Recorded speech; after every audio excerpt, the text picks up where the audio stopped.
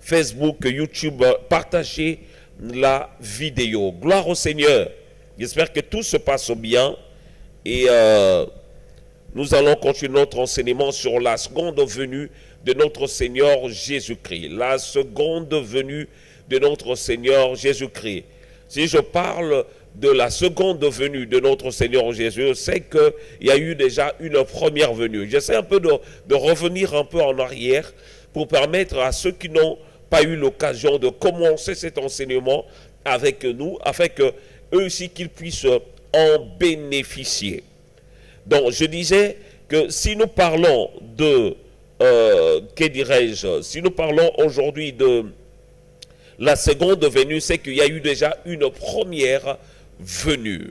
Première venue de Jésus, c'était pour pouvoir, comme la Bible dit d'ailleurs dans Matthieu chapitre, plutôt dans Jean 3,16, voilà, allais-je me tromper, Jean 3,16, la Bible dit, Dieu a tant aimé le monde, il a donné son Fils unique, afin que quiconque croit en lui ne périsse point, mais qu'il ait la vie éternelle.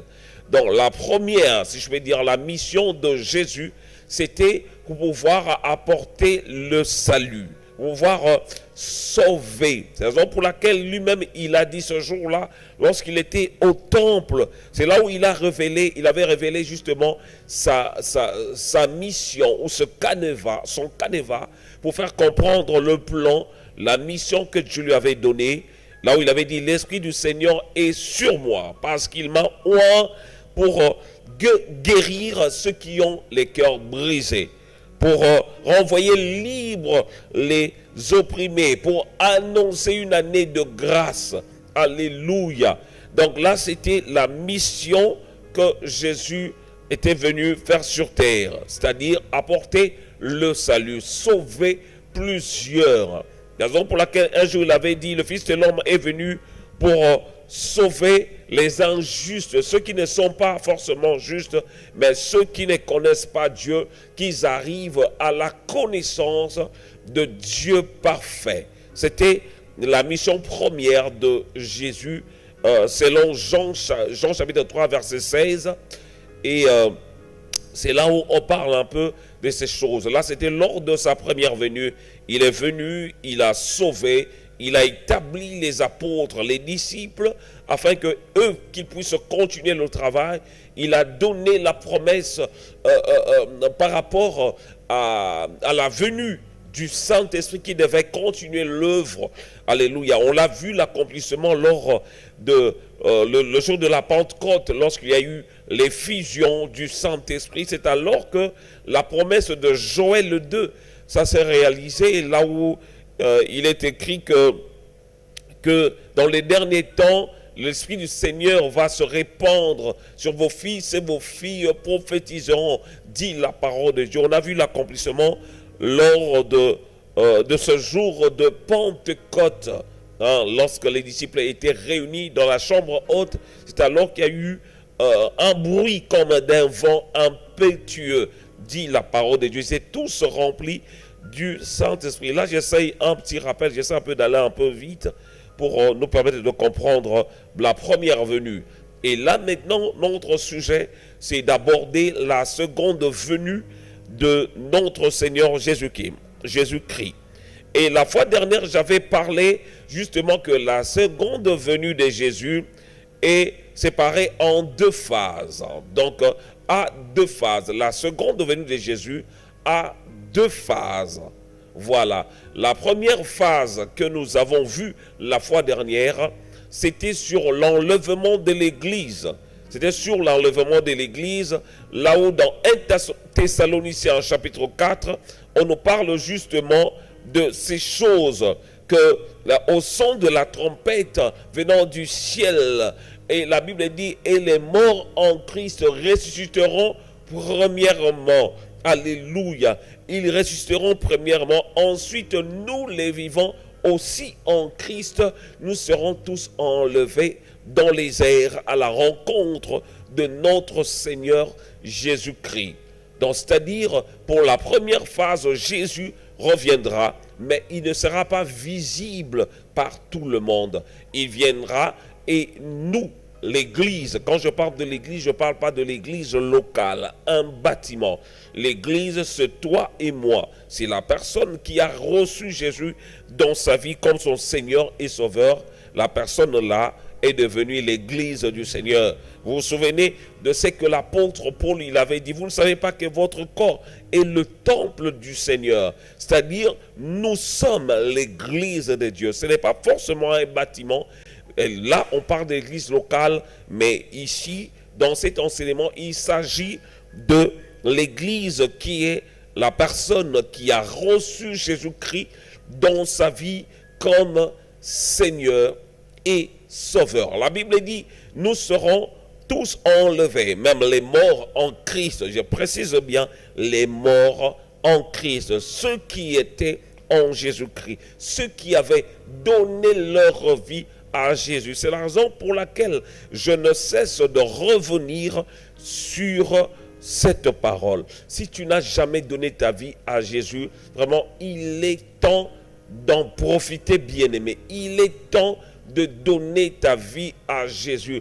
Car la Bible dit, nous ne savons ni le jour, ni l'heure, quand est-ce que notre Seigneur sera de retour pour chercher son église. La Bible dit encore qu'il reviendra comme un voleur. Nous ne connaissons ni le jour, ni l'heure que notre Seigneur va apparaître pour chercher son église glorieuse. Il viendra chercher une église glorieuse, sans tache, ni ride, ni rien de semblable. Une église glorieuse. Cette église, c'est toi qui as accepté Jésus. C'est la raison pour laquelle tu dois entretenir justement ce corps que Dieu t'a donné, ce corps qui est son habitation. Voilà, nous avons parlé un peu de ça la fois dernière sur la première partie, l'enlèvement. Et la seconde partie plutôt, nous l'avons vu la semaine passée, la seconde partie, ce qui parlait justement de la venue de Jésus, que dirais-je, sur la terre. Alléluia. Premièrement, c'était dans les airs, c'est-à-dire, il ne sera pas visible de tous, et c'est les morts en Christ et les vivants en Christ qui seront enlevés dans les airs à la rencontre de Jésus. Et la deuxième phase de la seconde venue de Jésus-Christ, c'est là où il va descendre sur le mont des Oliviers, selon Zacharie chapitre 14, verset 4. Zacharie 14, verset 4, qui nous parle de la seconde venue, où Jésus, ses pieds se poseront sur le mont des Oliviers. Je peux relire ce passage dans Zacharie 14, verset 4. La Bible dit, ses pieds se poseront en ce jour sur la montagne des Oliviers, qui est vis-à-vis de Jérusalem, du côté de l'Orient. La montagne des Oliviers se fondra par le milieu, à l'Orient et à l'Occident, et il se formera une très grande vallée. Une moitié de la montagne reculera vers le septentrion et une moitié vers le midi. Voilà, là c'est Zacharie 14, verset 4, qui parle justement de la deuxième phase de la seconde venue de Jésus. C'est là où il va poser ses pieds sur la montagne. Et dans Actes chapitre 1er au verset 11, on nous parle justement de l'enlèvement de Jésus. Lorsque Jésus-Christ était monté, enlevé au ciel, la Bible dit les disciples de Jésus étaient en train de regarder vers le ciel, comment Jésus était enlevé vers le ciel, au ciel. C'est alors que un ange, les anges dirent plutôt aux disciples, selon Actes des Apôtres au chapitre 1er au verset 11. La Bible dit, et dire, hommes galiléens, pourquoi vous arrêtez-vous à regarder au ciel? C'est Jésus qui a été enlevé au ciel du milieu de vous. Viendra de la même manière que vous l'avez vu allant au ciel. C'est-à-dire, Jésus, la manière dont il montait, c'était visible. Les disciples pouvaient voir comment il était en train de monter. Il est parti de la terre vers le ciel. Et là aussi également, la Bible dit, il va descendre de la même manière ce jour-là. Bon, là, je parle de la deuxième phase de sa seconde venue, d'une manière visible. Et nous avons vu également que comment il viendra, de quelle manière. La Bible dit, il viendra, il sera environné de gloire. Il sera environné de gloire. C'est là où nous avons vu dans Matthieu 24, verset 30, là où la Bible nous parle que Jésus sera environné de gloire. J'essaie un peu d'aller si vite parce que si vous voulez voir un peu les détails de cet enseignement, allez plutôt sur notre page YouTube Christ RTV officiel. Christ, espace, RTV, espace, officiel. Christ, RTV, officiel. C'est là où vous pouvez voir tous ces enseignements. Depuis qu'on a commencé, il y a d'autres enseignements à part celui-ci. Voilà. Donc, Jésus viendra d'une manière visible. Et la Bible dit d'une façon visible pour toute l'humanité. Là, on l'avait vu selon 1 Thessaloniciens chapitre 5. Parce que la Bible dit, il viendra comme un voleur. Et les gens le verront ce jour-là. Là, je parle de la deuxième phase, bien sûr. La Bible dit, il reviendra, il sera revêtu d'autorité. Revêtu d'autorité. Là, nous avons vu cela dans Apocalypse chapitre 19, verset 11 jusqu'au verset 16. C'est là où on nous parle que Jésus sera revêtu d'autorité. Et le jeudi dernier, nous avons abordé le point C de notre enseignement, c'est-à-dire qui parle justement le tribunal de Christ et les noces de l'agneau. C'est le thème que nous avions abordé le jeudi dernier. Aujourd'hui, on va essayer de continuer dans ce sens. Alléluia. Parce qu'après ces choses, il y aura le tribunal. Le tribunal, c'est alors que chacun sera jugé par rapport à ce qu'il a fait. D'après les visions que beaucoup reçoivent, des gens qui nous ont précédés, certains qui ont eu des visions, certains qui sont morts et revenus à la vie, ils nous racontent des choses qui sont déjà mentionnées dans la Bible. Là où ils voyaient, que dirais-je, leur vie passer devant eux. Donc rien n'est caché devant la face de Dieu. Aujourd'hui, avec les caméras, on peut voir des choses. Tu passes sur l'autoroute et tu ne sais pas que tu es filmé parce qu'il y a des caméras partout. Mais là, lorsque la Bible nous parle, notre Dieu est omniprésent, c'est-à-dire il est partout, même dans un endroit confiné. Le Dieu qui est capable de voir une fourmi noire sur une grosse pierre noire et pendant une nuit ténébreuse, il est capable de tout voir, même tout ce qu'on peut faire en cachette. C'est la raison pour laquelle le tribunal sera par rapport à ce que chacun de nous a fait ici-bas. Alléluia. Lisons un peu 1 Corinthiens chapitre 3, verset 12 jusqu'au verset 15. 1 Corinthiens chapitre 3, verset 12 jusqu'au verset 15. Je vais lire au nom de Jésus. La Bible dit: or, si quelqu'un bâtit sur ce fondement avec de l'or, de l'argent, des pierres précieuses, du bois, du foin, du chaume, l'œuvre de chacun sera manifestée, car ce jour-là fera connaître, parce qu'elle se révélera dans le feu. Et le feu éprouvera ce que l'œuvre de chacun. Si l'œuvre bâtie par quelqu'un sur le fondement subsiste, il recevra une récompense. Si l'œuvre de quelqu'un est consumée, il perdra sa récompense. Pour lui, il sera sauvé, mais comme au travers du feu. Oh, j'aime beaucoup ce passage, parce que C'est la raison pour laquelle même la fois dernière, j'avais parlé de quelque chose d'important. Là, on nous dit, on nous parle par rapport au tribunal de Christ.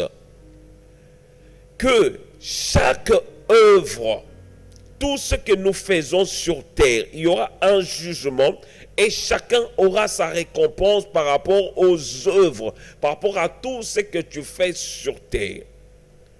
J'avais dit la fois dernière, être chrétien, c'est pas mauvais. Tu es né de nouveau, c'est pas mauvais, c'est une très bonne chose. Mais pour pouvoir être récompensé, ça ne se limite pas seulement au niveau d'être né de nouveau. Il y a encore des choses que nous devons mettre en pratique et c'est des choses-là qui vont nous permettre, c'est-à-dire d'avoir des récompenses. Alléluia. Alléluia. C'est-à-dire, comme on est sur terre, on est censé pratiquer des bonnes choses dans notre entourage, dans notre famille, ou même au niveau de l'entreprise, peu importe l'endroit où on doit manifester des bonnes œuvres. C'est la raison pour laquelle j'avais dit la fois dernière, il y a certaines personnes qui sont chrétiens à l'église, mais à la maison, ils ont une autre vie. Une vie qui ne cadre même pas. Dernièrement, je parlais avec une servante de Dieu qui me disait, une fois, un ami de son pasteur, malheureusement, un ami lui a dit, mais moi je ne pensais même pas que tu étais chrétien. C'est une manière de dire que cet homme-là, malgré le titre qu'il porte d'un pasteur, mais au niveau de son entreprise, rien n'atteste que c'est un serviteur de Dieu. Rien n'atteste que c'est un enfant de Dieu. Qui es-tu devant ceux qui t'environnent, ceux qui t'approchent? Qui es-tu devant tes amis?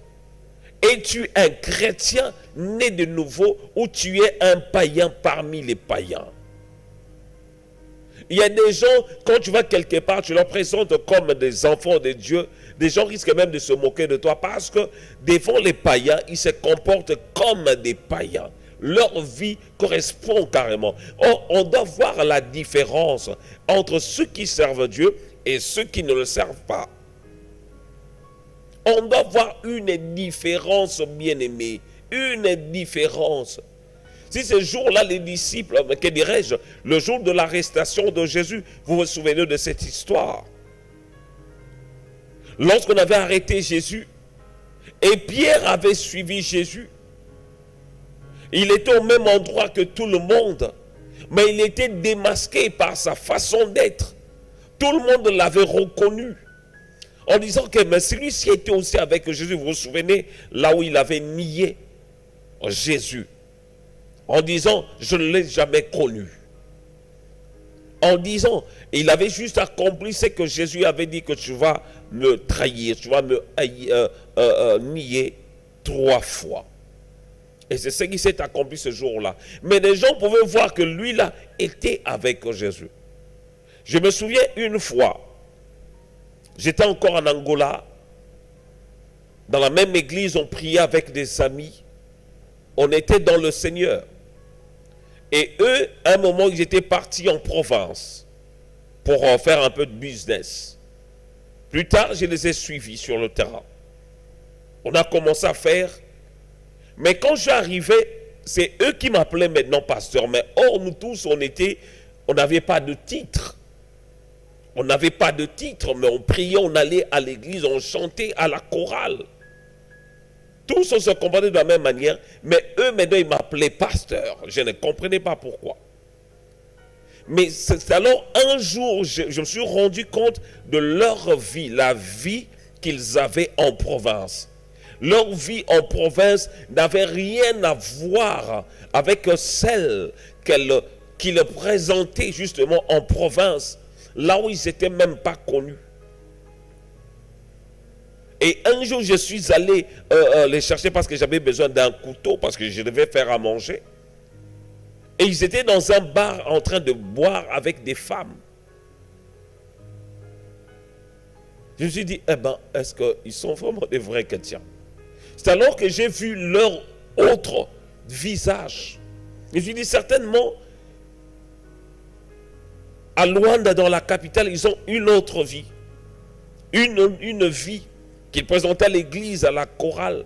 Mais leur vie ne cadrait pas avec celle qu'elle présentait, justement, qu'elle menait, justement, en province. Bien-aimé, c'est la raison pour laquelle tu ne peux pas cacher ton identité tant qu'enfant de Dieu. Si les gens de ton entourage ne te connaissent pas comme un enfant de Dieu, bien-aimé, tu risques de commettre beaucoup de choses, beaucoup de péchés. Je te le dis franchement. Moi, lors de ma conversion, lorsque j'ai accepté le Seigneur en Angola, je traînais partout avec ma Bible. J'avais une grosse Bible. C'était parce que c'était pas que je voulais la montrer à tout le monde ou dire à tout le monde que voilà, je suis converti. Mais j'étais fier de me promener avec la Bible parce que je la lisais couramment. Je partais partout avec ma Bible. Mais je peux me dire que ça m'a aidé aussi, épargné à faire certaines choses. Cela fait que dans mon quartier, tout le monde me voyait avec la Bible et les gens comprenaient que cette personne n'est plus la même. Cette personne ne prie est dans le Seigneur. Et ça m'épargnait aussi à faire certaines choses dans mon entourage. Je me disais, si je fais telle chose, tout le monde dira, ah, ce frère aussi, il a commencé à se comporter de la sorte.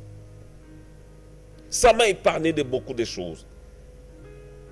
Si tu caches ton identité, bien-aimé, ça sera un piège pour toi.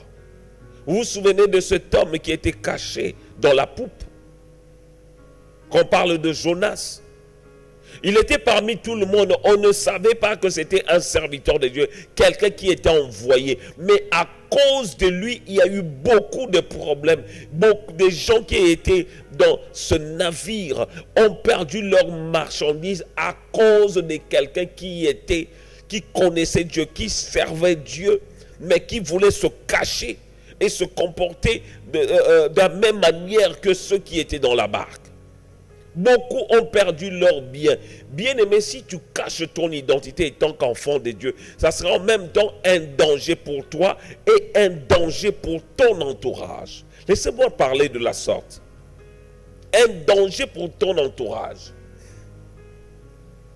Les gens doivent connaître ton identité. Ça va t'épargner aussi de beaucoup de choses. Ça va t'aider. Bien-aimé, si je parle dans ce sens, parce que je sais qu'il y aura le tribunal de Dieu, les gens doivent voir la différence. Si tes collègues au travail volent des choses, ont l'habitude de voler des draps, ont l'habitude de voler des produits à l'hôpital, bien aimé, toi tu dois montrer la différence. Si des gens de ton entourage ont l'habitude de voler dans l'entrepôt des produits, des biscuits, des gâteaux, bien aimé, toi tu dois montrer la différence. Parce que si toi tu voles aussi comme eux, ou tu dis seulement je prends pour manger, bien aimé, tu voles, c'est tu voles. Et si on commence un peu à normaliser beaucoup de choses, on travaille, je fais la manutention dans telle boîte, j'en profite pour sortir des choses. Bien aimé, c'est un péché. Les païens qui te voient, et des fois, toi tu penses que personne ne te voit, mais il y a des caméras dans l'entrepôt qui voient ce que tu pratiques. Et quand tu vas parler de ton Seigneur, ils ne vont pas croire parce qu'ils voient dans ta vie que tu pratiques le vol. Je ne sais pas pourquoi le Seigneur me conduit à parler dans ce sens, mais je crois que le Seigneur avait quelque chose de spécifique à adresser à une femme qui me suit à cet instant, à adresser à un homme qui est connecté devant son téléphone, devant sa caméra, devant son écran pour pouvoir suivre ce message. La Bible dit clairement dans 1 Corinthiens, chapitre 3, versets 12 à 15, la Bible dit, « Or, si quelqu'un bâtit sur ce fondement avec de l'or, de l'argent, de pierre, du bois, du foin, du chaume, l'œuvre de chacun sera manifestée, car le jour la fera connaître, parce qu'elle se révélera dans le feu, et le feu éprouvera ce que l'œuvre de chacun. Si l'œuvre bâtie par quelqu'un sur le fondement subsiste, il recevra une récompense. Il y a des récompenses que le Seigneur va donner. La fois dernière, j'avais donné ce témoignage de ce pasteur. Ce pasteur voyait son église grandir, la croissance numérique, la croissance spirituelle. À un moment, il se disait, grâce à moi, il y a la croissance numérique. Grâce à moi, il y a la croissance spirituelle. L'église ne cesse de s'agrandir. Un jour, il a reçu une vision. Je pense que c'était pendant qu'il dormait. Il a eu une vision où il avait aperçu qu'il y avait beaucoup de couronnes, en fait. Ils étaient dans un endroit où il y avait beaucoup de couronnes et que dirais-je? Il y avait beaucoup de couronnes de plusieurs tailles, de plusieurs modèles. Mais il y avait une couronne qui était tellement étincelante et lui, il désirait tellement cette couronne. Il voulait tellement voir cette couronne dans cette vision. Et la vie, on a pris cette couronne que lui, il désirait tellement, mais on a passé juste devant lui et on a posé cette couronne plutôt sur la tête d'une vieille dame de son église. Ce qui est bizarre dans cette vision, ce pasteur avait reconnu le visage de cette dame. Et lorsqu'il s'est réveillé, il s'est rendu compte que le Seigneur voulait lui enseigner quelque chose. C'est alors que le Seigneur lui a dit de pouvoir aller dans son église le matin pour voir ce qui se passe. Et le matin, très tôt matin, le pasteur est parti dans son église. Et il a vu cette vieille dame qu'il avait vue dans la vision. Cette vieille dame rentrer à l'église. Elle s'est mise dans un coin. Elle a prié pour le pasteur. Elle a prié en faveur de l'église, la croissance numérique, la croissance spirituelle, des miracles, des guérisons. Elle a prié, elle a fini. Elle a balayé l'église. Elle a tout nettoyé à l'église. Après, elle est revenue au même endroit. Elle a encore intercédé. Après, elle est partie au marché. Tous les jours, cette dame faisait cela. Des fois, on ne la voyait pas au culte le matin parce qu'elle vendait au marché. Mais elle venait avant tout le monde, elle intercédait. Après, elle partait. C'est alors que le pasteur a compris que la puissance, la croissance numérique, tant spirituelle dans son église ne venait pas par ses connaissances, ne venait pas par sa manière de faire, d'enseigner l'église, la manière d'orienter l'église, mais cette croissance, ce progrès, la réussite, le succès de son ministère venait par des sacrifices d'une dame qui venait très tôt en train d'intercéder pour que le Seigneur puisse se manifester dans cette œuvre. Excusez-moi. Et depuis ce jour-là, le pasteur là venait tous les jours le matin intercéder comme cette dame. Alléluia. Quelle leçon pouvons-nous tirer dans cette histoire? Des fois, nous croyons que tellement que nous sommes dans le Seigneur, c'est tout. On sert Dieu, c'est tout. Je prie Dieu, c'est tout. Je jeûne, c'est tout. Le jour de l'enlèvement, je serai sûrement enlevé. Mais quelles sont tes œuvres? Qu'est-ce que tu fais de si merveilleux? J'avais dit plutôt la fois dernière, si nous aimons que ceux qui nous aiment, nous faisons rien d'extraordinaire. Alléluia. C'est la Bible qui nous dit, si je trouve le passage, je vous l'enverrai. Si nous ne faisons que aimer ceux qui nous aiment, on ne fait rien d'extraordinaire. Parce que même les païens s'aiment entre eux. Même ceux qui sont des satanistes, ils s'aiment entre eux. Ils arrivent à se soutenir mutuellement entre eux, les satanistes. C'est qu'on ne fait rien d'extraordinaire. Si nous voulons faire quelque chose d'extraordinaire, nous devons faire contrairement à ce que les gens ont l'habitude de faire. À l'exemple de Jésus. Jésus est en train de prier en faveur de ceux qui l'ont crucifié, ceux qui l'ont lapidé, ceux qui l'ont flagellé. Mais Jésus est en train de prier en disant, Père, pardonne-leur, car ils ne savent ce qu'ils font. Oh bien-aimé, j'imagine un peu, si c'était nous à la place de Jésus, allons peut-être demander que le feu descende pour consumer tout ce monde. Vous vous souvenez, un jour, un des disciples avait dit à Jésus, sinon si tu peux invoquer le feu, que le feu descende, les consume, tout ce monde-là, qui ne voulait pas que Jésus puisse rentrer dans leur ville. Jésus voulait tout simplement nous enseigner que nous devons aimer même ceux qui nous détestent. Moi, j'entends souvent beaucoup de personnes qui prient, qui cherchent la mort des sorciers, qui cherchent la mort des satanistes. C'est bien aimé, c'est que nous n'avons rien compris. C'est que nous n'avons rien compris. Au lieu de chercher leur mort, prions plutôt pour leur salut, que ces personnes parviennent au salut.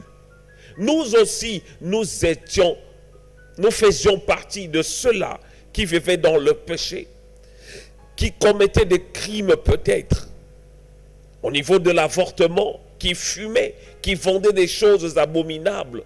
Nous ne sommes pas meilleurs que des sorciers, car la sorcellerie est une maladie comme tant d'autres, qui peut être aussi guérie au nom puissant de Jésus.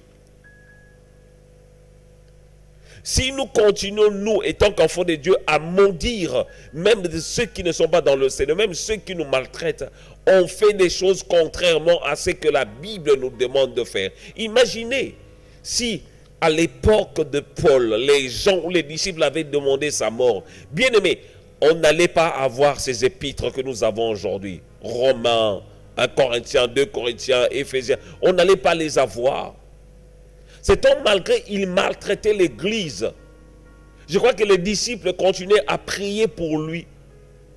Et cet homme, lorsqu'il s'est converti, il était un atout pour le royaume de Dieu. C'est lui qui a réussi à aller même parler de Jésus devant les rois et les grands de cette époque-là. Beaucoup parmi nous, moi le premier, dans mes prédications, je cite beaucoup Paul. Paul a dit ceci, Paul a dit cela. Si cet homme, les chrétiens de cette époque avaient demandé sa mort, je me souviens encore d'une histoire, bien aimée. Je me souviens, à l'époque, lorsque je suis arrivé en France, on allait dans une église, quelque part en Île-de-France, on servait Dieu là-bas. Et le maire de cette ville plutôt, où était située notre église, à un moment, il ne voulait plus que l'église reste dans cet endroit. Quelles sont les prières qu'on n'a pas faites? Des gens ont demandé la mort de ce maire, la personne là, de cette ville qui était en train, pour nous on disait, il persécutait l'église. Parce qu'il voulait que l'église quitte cet endroit. Certains sont partis même veiller dans des forêts pour prier contre ce maire. Qu'il meure, qu'il meure. Des gens ont prié, certains ont maudit le maire de cette ville. Et sans oublier que c'est le Seigneur qui voulait que cette église puisse grandir. Ce maire-là n'était pas décédé. Le Seigneur veut tout simplement qu'on puisse quitter cet état de rester au même endroit. À l'époque, on était à Draveil, je me rappelle. Mais le Seigneur voulait que cette assemblée puisse avoir des succursales, puisse avoir d'autres extensions, ça et là. Et ce qui s'est passé, c'était bizarre. C'était glorieux. Lorsque je reviens là-dessus, je me souviens lors d'une réunion, on parlait avec des gens et chacun donnait sa vision. Mais il y avait pas mal de personnes qui avaient donné la même vision, qu'ils voyaient cette assemblée dans plusieurs villes de France et d'ailleurs. Or, cette persécution était venue pour qu'il y ait la croissance de l'église. Et si ce maire, ce monsieur était décédé, peut-être l'église n'allait pas croître. Vous vous souvenez de la persécution des disciples, en parlant justement de Paul, qui a contribué à la persécution de l'église. C'est cette persécution, parce que la Bible dit dans Matthieu chapitre 28, à partir du verset 18 jusqu'au verset 20, là où Jésus a dit, allez, faites toutes les nations des disciples. Allez partout dans le monde. Mais lorsque les disciples étaient remplis du Saint-Esprit, le jour de la Pentecôte, ils ont commencé à exercer, mais ils étaient encore à Jérusalem. Mais c'est la persécution qui a fait de sorte que ces gens-là puissent commencer à sortir, à fuir la persécution à Jérusalem. Ils ont commencé à aller un peu ça et là.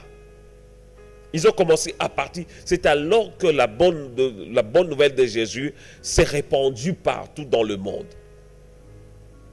La persécution.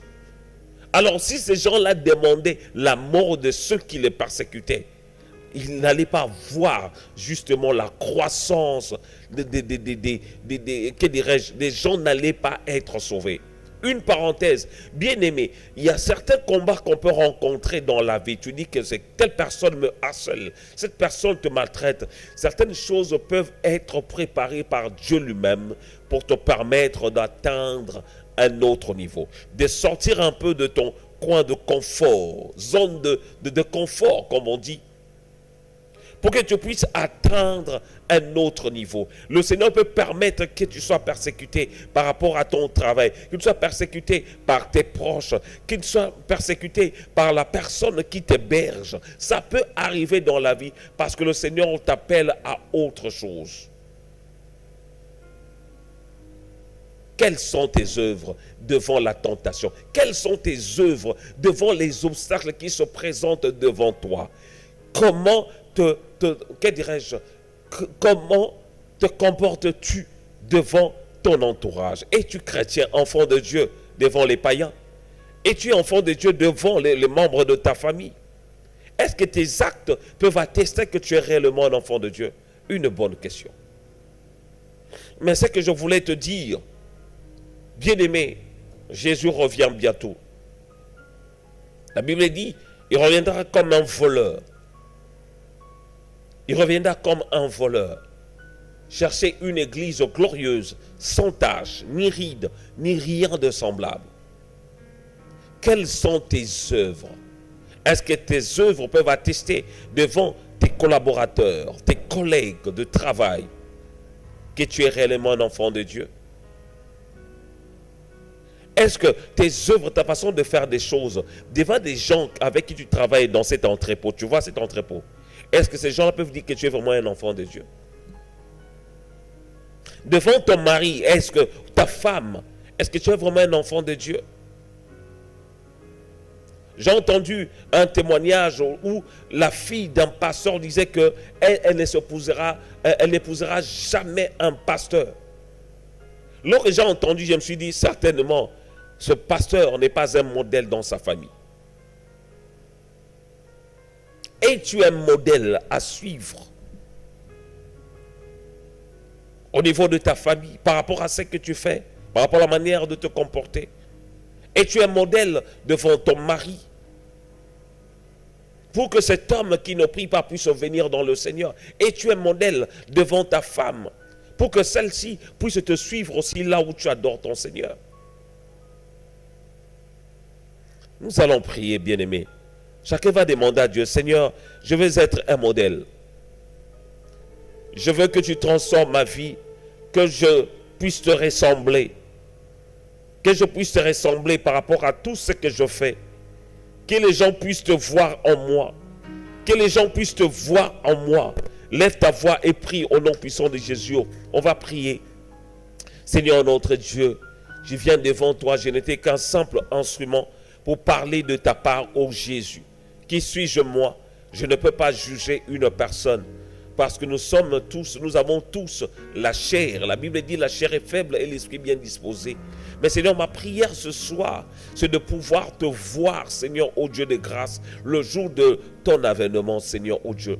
Aide-nous à être des modèles, Seigneur, oh Dieu, des modèles devant nos proches, devant nos amis, devant nos familles, devant même ceux qui ne te connaissent pas, qu'ils puissent arriver à voir la marque de Jésus sur nous, Seigneur, et en nous, Seigneur, ô Dieu de grâce. La Bible nous dit, à Antioche de Pisidie, on a appelé des disciples des chrétiens. C'était pour la toute première fois, on les a appelés des chrétiens. Chrétiens qui veut dire comme Christ.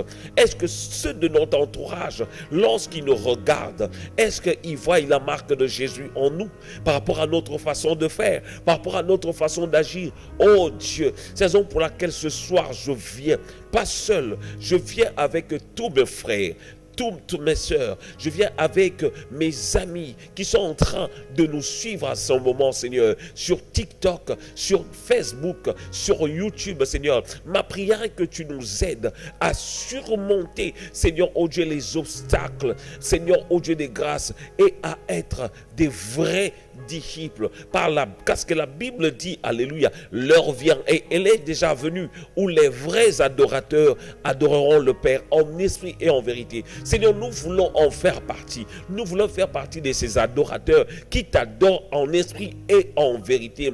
Des adorateurs où on verra la marque de Christ dans notre vie, dans notre façon d'agir, dans notre façon de parler, dans notre façon d'opérer. Sinon, au sein de nos églises, que nous soyons des modèles, au sein de nos familles, que nous soyons des modèles devant nos enfants, devant, Seigneur, oh Dieu, nos maris, nos femmes, Seigneur, que nous soyons des modèles devant même nos collègues, Seigneur, devant même notre employeur, que les gens puissent voir la marque de Jésus par rapport à notre façon de faire. Seigneur, éloigne de nous cet esprit des volets, Seigneur, dans nos entreprises. Enlève en nous cette volonté de pouvoir voler les biens de l'entreprise, là où nous travaillons, Seigneur, que ce soit à l'hôpital, que ce soit dans un entrepôt, Seigneur, ô Dieu de grâce. Mets la crainte de Dieu dans notre vie, afin que même nos collègues puissent voir que nous ne pratiquons pas des vols, nous ne pratiquons pas des choses comme des païens, que nous soyons réellement des modèles au nom puissant de Jésus. Bien-aimé, maintenant, je vais prier pour une personne qui me soit cet instant. Tu es là, tu t'es dit, ce message est pour moi. Ce message est pour moi. Tu as dit que ce message, vraiment, c'était pour toi. Et tu as besoin que le Seigneur fasse quelque chose dans ta vie. Que le Seigneur puisse te délivrer par rapport à quelque chose qui t'empêche de servir Dieu pleinement. Je vais prier pour toi. Tu vas juste mettre ta main sur ta poitrine et je vais prier pour toi. Seigneur, dans le nom puissant de Jésus, je viens ce soir te prier en faveur de ma soeur, mon frère qui me suit à cet instant.